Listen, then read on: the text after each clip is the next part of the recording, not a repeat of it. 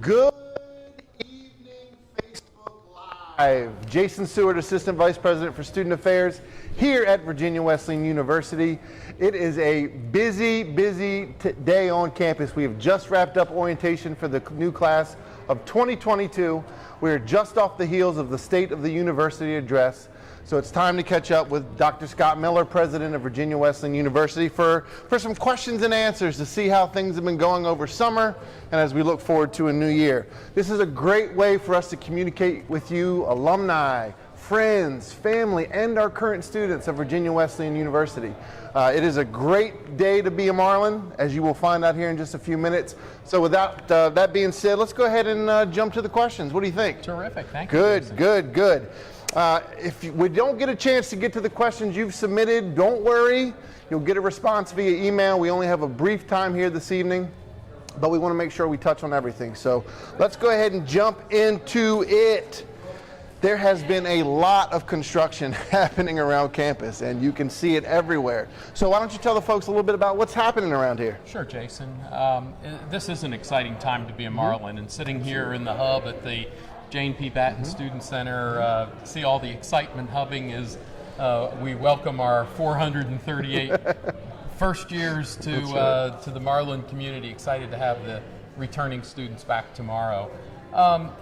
The last 3 years have been an era of unprecedented growth here at Virginia Wesleyan, and we're excited that our donors have embraced the bright future of Virginia Wesleyan. To see a little bit over $60 million of new construction during the past 3 years and another $40 or $50 million of new construction in the next 3 years. These are for things that are value added to the Virginia Wesleyan education. Whether it's the new state-of-the-art, award-winning, nationally award-winning Greer Environmental Sciences Center, the recipient of the Chesapeake Bay Foundation's top conservation award. Whether it's the new gardens that are around the Greer Center, on the Greer Center, and in the Greer Center, the beautiful new greenhouse, the Frank Blocker Youth Center, which serves as the home to our laboratory school, Tidewater Collegiate Academy, during the school year, and the home to YMCA Camp Red Feather during the summer. The new exciting Susan S. Goode Fine and Performing Arts Center. What an amazing facility that's going to be when it opens in March of 2019. And then all the improvements to the outdoor athletic facilities. New track and field center.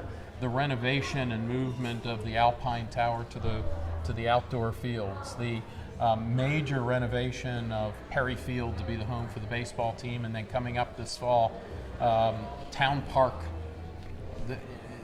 Town Bank Park. Absolutely. What an amazing facility for intercollegiate athletics. So we're excited. Coming next year will be the new Oxford Village across the street from the campus. 8 buildings, 248 units that'll accommodate upper level and graduate students. Absolutely. So it really is a great time to be a Marlin. It is. The landscape has changed. And when you add to that, not just construction, those are value added to the educational experience, but the endowment of the Batten Honors College. What a fascinating program that is.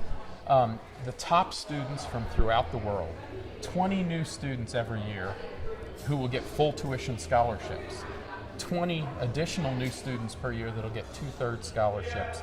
It transforms an institution when over a 40-year period, 160 of the top scholars from throughout the world will be coming here, taking advantage of our wonderful facilities and the surrounding community and becoming a part of the Marlin family. Absolutely. It is a lot of earth moving around here, a lot of changes to campus and programs. And with those updates, we have a question from parents Paul and Julie Morgan. And they asked about limited parking on campus due to construction and what plans are there to bring back some of the spaces we've lost. Yeah, it's amazing how parking becomes the focal point on any college campus. Yes, sir. Last year with the construction of the Greer Center, we also added about 80 parking spaces in front of Blocker Hall for the sciences. That helped us for the short term, but when we started construction on the new Goode Fine and Performing Arts Center, we had 60 spaces there that are temporarily out of service. But when the new facility opens in March of 2019, there will be 259 new parking spaces that will accommodate students living in Bray Village and also patrons of the arts who will be going to the Goode Center and also to the old Fine and Performing Arts Center. That will definitely add some spaces to campus and really service all of those areas well. So that's nice. Thank you. Great. We have moved, of course, from Virginia Wesleyan College to Virginia Wesleyan University, and with that move we've added our online programs, our graduate programs. So how are these doing, and are there plans for expanding that in the future? Yeah, I remember when I came here in 2015, the now chair of our board, David Kaufman, said to me, "We have been a well-kept secret and we don't want to be. We have been this cozy little private liberal arts college in a terrific location. We don't want to be. We want somebody who will think outside the box, even break the box up and throw it away." And so we started looking at things like adding graduate programs, adding adult degree completion programs, and the response has been tremendous. I am just fascinated with the response that we've had to our MBA program after just 11 months. And the online division has grown sensationally, and we just think that it's an extension of the quality of academics that we have here. We had a 54% growth in summer school this year. And the amazing part of that is that our traditional students, 66 of them took classes in an online format. That's students not just taking classes from adjuncts, but taking classes from their regular core faculty and having it apply towards their graduation in a low-cost, affordable way that will facilitate their progress and get them out of here in 4 years, get them into the workforce, get them off their parents' payroll. Yeah, that's right. And that's a win-win for all the way around. Absolutely. And we see that growing in the years ahead. We're becoming more of a 12-month institution, and this is all a part of it. Well, on that same topic, one of the things that we've talked about, you and I have had conversations, we've talked about it with our students and their families, and that's affordability of education. So it's a common topic in some of your communications to the community. So what are we doing to keep costs down for our students? Yeah, while this is a wonderful location, sequestration in 2011, 2012 led to a pretty big exodus of military personnel in this region. And with that, you saw the least expensive college in the area, a community college, lose 15,000 students over a 5-year period. What we're trying to do as a private institution with a reputation that's growing throughout the Mid-Atlantic region and on up the East Coast is to be more responsive to the cost equation. And we like to think quality, not just overall sticker price, but we're also trying to make ourselves affordable by doing things like the tuition freeze for this year, developing a work program that will enable students who have, say, a $0 to $2,500 margin on being able to afford an education to work jobs all over the campus, whether it's working on the grounds, helping the groundskeepers or the housekeepers, or staffing telephones in administrative offices, meaningful work that'll help them pay for their education. We also have developed a required January term, an affordable January term for freshmen. Hope that after the freshman year, students will come back for January term for 4 years. If you go for 4 years in January, that essentially is a semester. Absolutely. If you take summer school courses, we're increasing the options available and doing some online options, so a student that's working at the beach can do online coursework in the evening or at their own time. In a cost-effective way, that can also amount to a semester of study. That efficiency gets them into the workplace faster, makes their education more affordable, and advances the Virginia Wesleyan Absolutely. mission. So many students I speak to are having to get creative about the way they pay for college, and with programs like that, it's sure to help that landscape, definitely. So it's something that's always in the forefront of our minds here. Well, and I've got to admit, the addition of the Batten Honors College, what an amazing endowment that is. The Batten family, just truly an amazing philanthropic family in this region. To think that each year we'll admit 20 new students, no matter what their economic background, that are high academic achievers that'll come here on full tuition scholarships. And fantastic. 20 additional students on 2/3 tuition. That's attracting the best, it's making it affordable, it's furthering our mission, it's extending our reach. Fantastic. Thank you, sir. So we've all noticed there's a new marlin swimming around these waters around campus, a new designed marlin logo. So can you tell us how that came about? Yeah. For 12 years, there's been a bit of a controversy that the marlin has not been zoologically correct. Most people know that a marlin doesn't have teeth. So this year, as a part of the rebranding associated with becoming Virginia Wesleyan University and the new logos and crests and designs that go with it. The Marlin was redesigned by the original graphic artist as well. And you know, don't look at a Marlin without teeth as being less mean and competitive.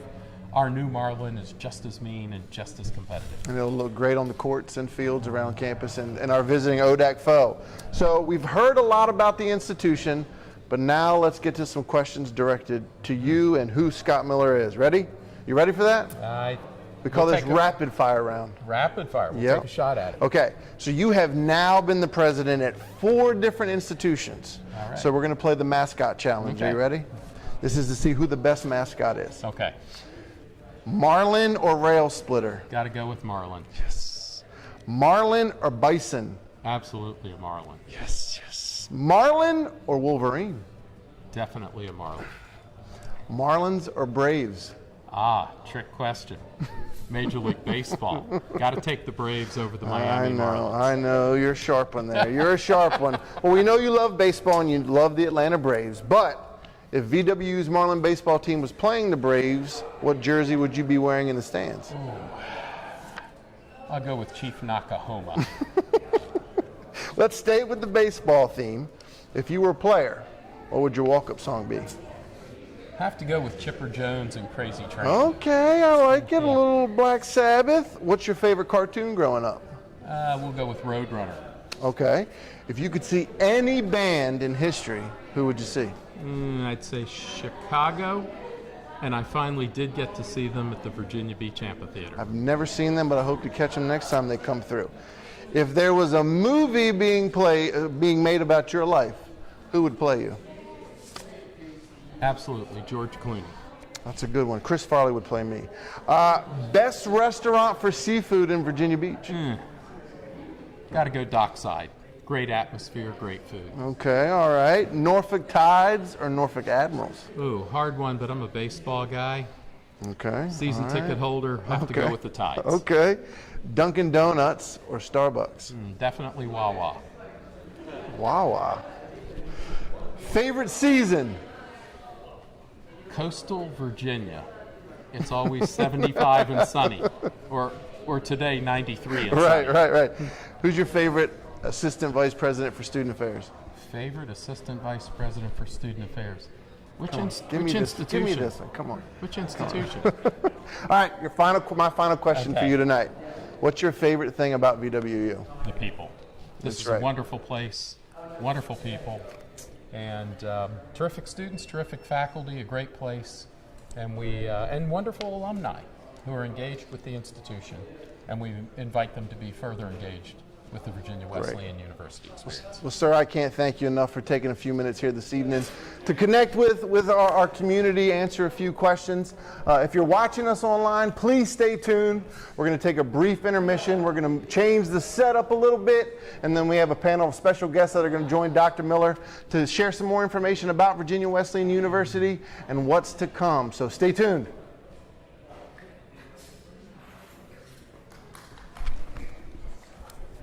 Good job.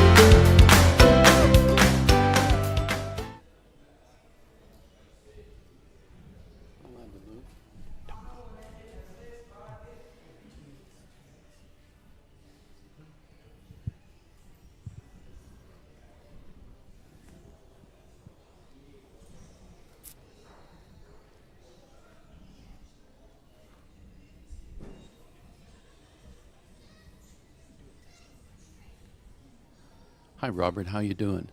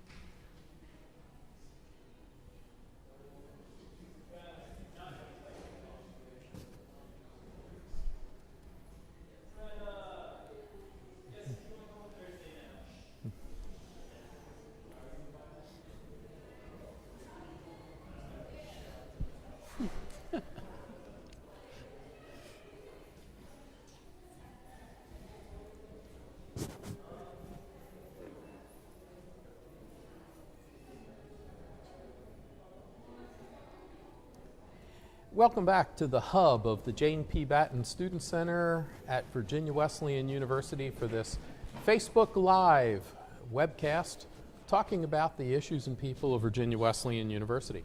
Joining me for this special panel is Dr. Timothy O'Rourke, the Provost and Vice President of the University, Tina Hill, our new Executive Director of Intercollegiate Athletics, and Keith Moore, the Vice President for Student Affairs.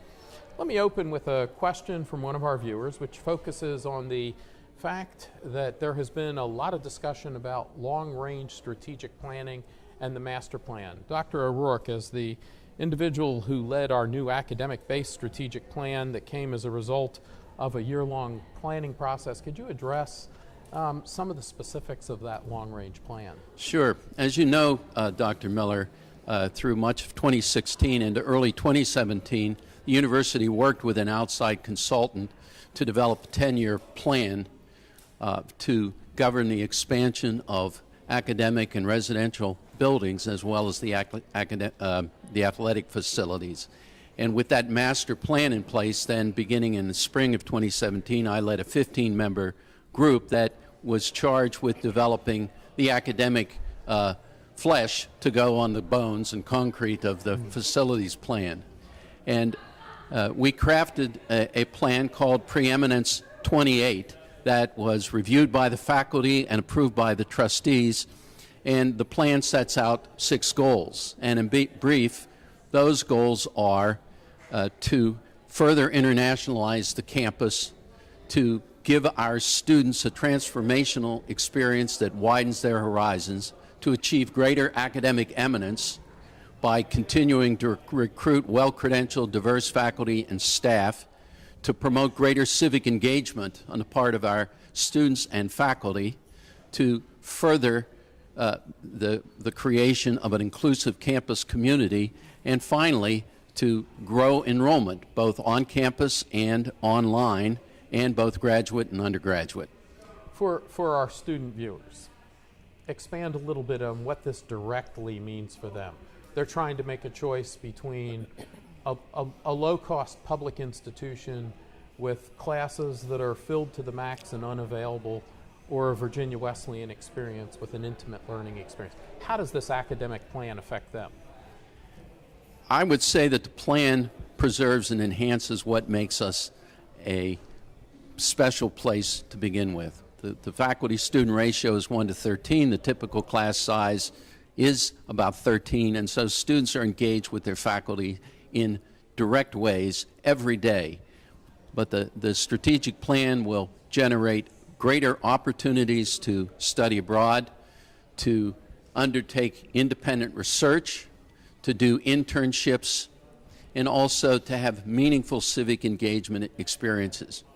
But beyond that, because we'll find over time that the campus will be larger, more diverse and more international, it will be a different and better kind of place. It will be a more stimulating place intellectually, socially, and artistically.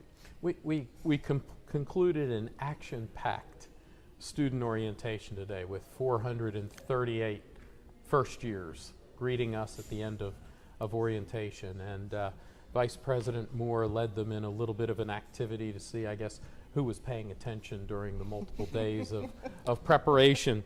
And your name came up frequently, and so for our student viewers, maybe this is a recurring message that we want to underscore. Can you tell us what are the 4 things that you tell our freshmen? Following Admiral McCraven, I say, first, make your bed. Secondly, make friends. Make friends not only among your peers, but among the faculty and staff. Make it to class. 80% of life is showing up. And finally, make a life. University experience is not only about preparing for a career, it's about developing a life plan for a meaningful and fulfilling life. Outstanding. One more thing before we move on to our other panelists. A question from one of our viewers. The Baton Honors College has attracted a lot of attention. These are obviously top performing students. How will the Baton Honors College over time affect the academic and social atmosphere of the institution? Well, I caught the earlier conversation about baseball. And so as a great player can make his or her teammates better, I think the top students that the Baton Honors College has attracted will make all of the students on our campus elevate their academic game, will challenge the faculty, and will enhance the reputation of the university. Terrific, thank you. Let me turn to Tina Hill. Tina has joined us, I guess, almost 2 months ago now, after a successful run as longtime athletic director at Randolph College. One of the most experienced athletic directors in the country at the Division III level. And first, we welcome you. Thank you very much. It's great to be here. You've been an athletic administrator for most of your professional life. What excites you most about coming to Virginia Wesleyan? Well, I have a confession to make. I've been admiring Wesleyan from afar for quite some time, particularly their student athletes that I had the privilege of watching from Randolph over in Lynchburg in the mountains, and they were very impressive. Not only are they competitive, but they are good people from my interactions of them. I really enjoyed meeting the coaches over that 10-year span. They're very professional, they're optimistic, and they get the most out of their students than many of our league members. So when this opportunity was presented, I got really excited of being able to come and join a family like that. And I want to share with you, when I first met with our coaches and asked them what they love most about their job, they talked about the people. And I'm learning quickly exactly what makes Wesleyan special. And so it's been a great transition, and I can't be more excited to see what we do in the future. And we've got a great past of competitiveness and some national champions, both in basketball and golf and back-to-back softball we are certainly proud of. And so we're looking forward to what the future brings. Great. It's a great time to be here. We're pleased that you've joined us. We thank you.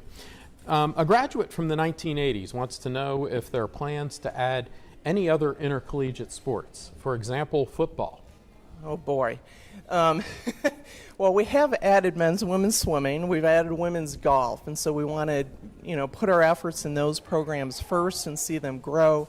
Our fans might be interested to know we're offering 22 sports already. The average in Division III is 18. So we're going to take this step by step and evaluate this on a yearly basis, and we'll need to see.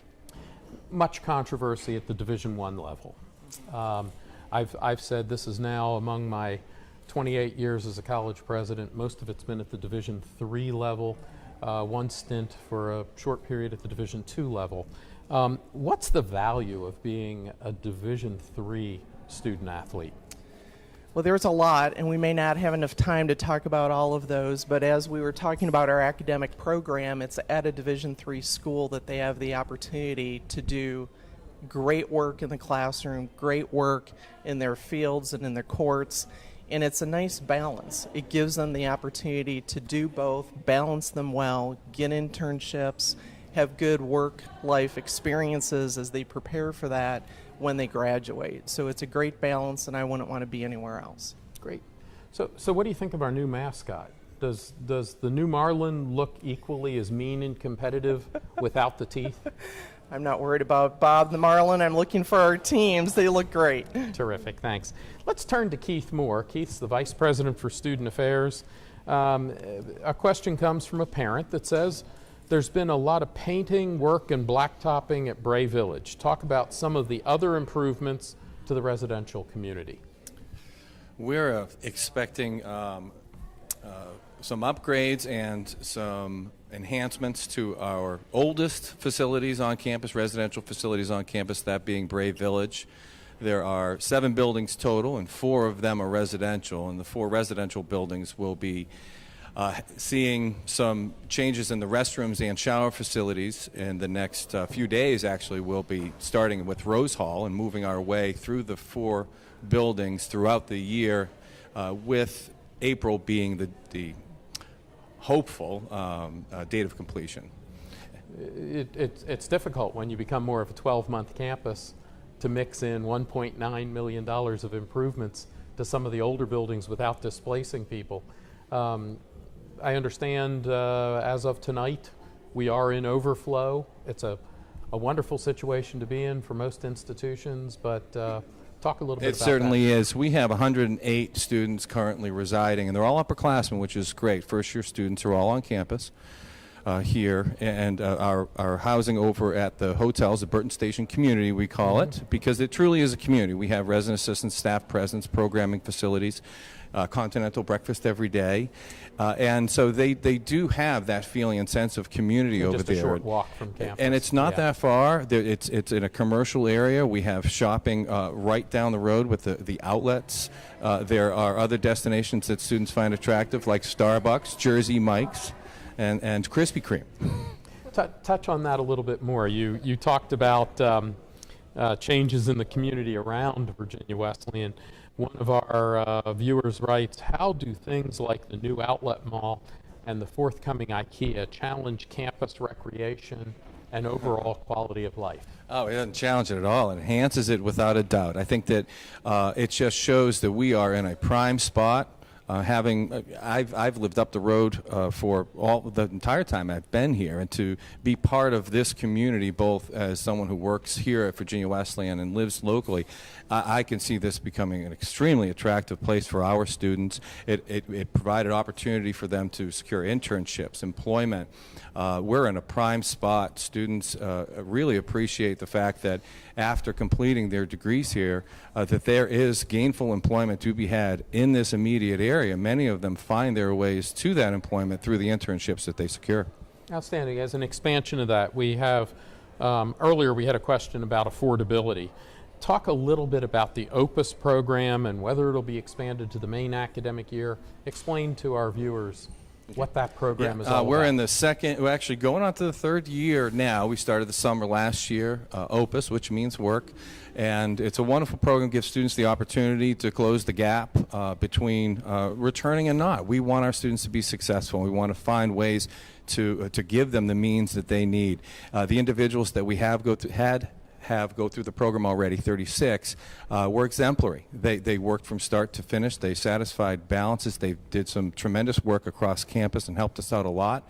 And we see that program expanding into the traditional semesters, starting with this semester, so that students will find making ends meet for the spring that much easier. And it's important to note, and we express with gratitude to our board chair, David Kaufman, who funded the first 3 years of the pilot program during the summer.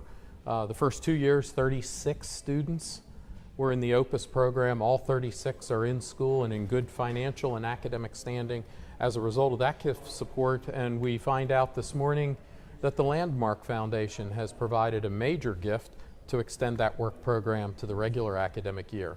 So it's obviously friends of the institution taking ownership in a program that's making education more affordable. Virginia Wesleyan cross-apps with 3 other colleges, this from a parent. outside this immediate area, 3 other private colleges. When asked why Virginia Wesleyan, what do you say? The easiest answer, but it's not the only or truest answer, is the beach. I think that's helpful. But look at what we have here. I mean, we are prime for learning. We truly are. And that positions our students in a place where they're going to be marketable. I think that's wonderful. That's the best answer, of course. And the fringe benefits are the cultural opportunities in the area, the sport. We have a AAA and a minor league hockey team as well. You had to get that hockey I had in there, to throw the didn't you? hockey in. It's Admirals all the way. But no, it's a wonderful place, and our students enjoy being here after graduation as much as they do while they're here. You know, I take that a step further. I think location is terrific for Virginia Wesleyan, but on top of the location of having beaches and the name Virginia Beach associated with the institution, it's the learning additives, the value addeds that contribute to the overall experience. Now we have the Ocean Ocean Explorer at the Virginia Aquarium. The other schools that we compete with don't have an ocean and don't have an Ocean Explorer. Right. We have the Brock Center 4 miles from campus. We offer classes at the Chrysler Museum of Art. They don't have a Chrysler Museum of Art. We're offering classes there. And then when you look at the business community in Hampton Roads, to think that 104 of the top businesses in the United States are located in Hampton Roads, who can match those internships? And that's valuable experience for students moving forward. Makes them more employable, makes their parents happy, gets them in the workforce faster, and that's about the Virginia Wesleyan experience. We're out of time. I want to thank Keith, Tim, and Tina for joining us for this half of the program. I want to thank you for watching. A reminder, Marlin Spirit Day, October the 3rd, Homecoming, October 5th through the 7th. Visit often, stay involved. If we didn't get to your question, leave us an email address, drop us a line at officeofthepresident@vwu.edu, and we will get back with you. As always, it's a great day to be a Marlin.